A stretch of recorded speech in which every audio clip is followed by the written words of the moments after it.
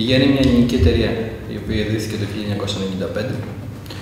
με όραμα να καλύψει τις διεθνείς αγορές με παραδοσιακά ελληνικά τρόφιμα και συνταγές προστιθέμενης αξίας με βάση την ελιά και το λάδι, αλλά και στην πορεία καινοτόμα προϊόντα που προσδίδουν στο αγροτικό κυρίως προϊόν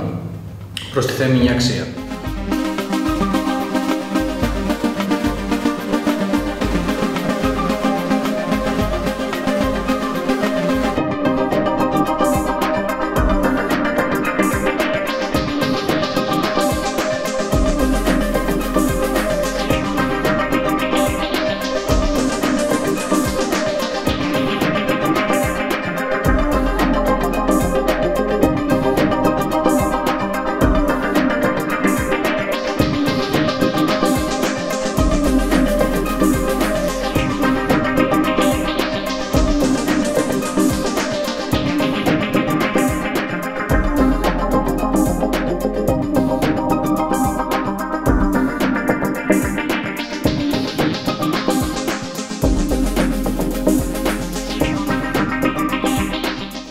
Συνεργαζόμαστε με την εταιρεία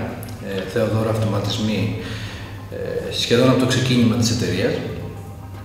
και χρησιμοποιούμε τα προϊόντα και τις υπηρεσίες στην κωδικοποίηση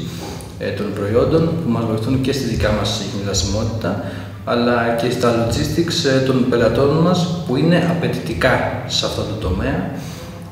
γιατί όλες οι κινήσεις πλέον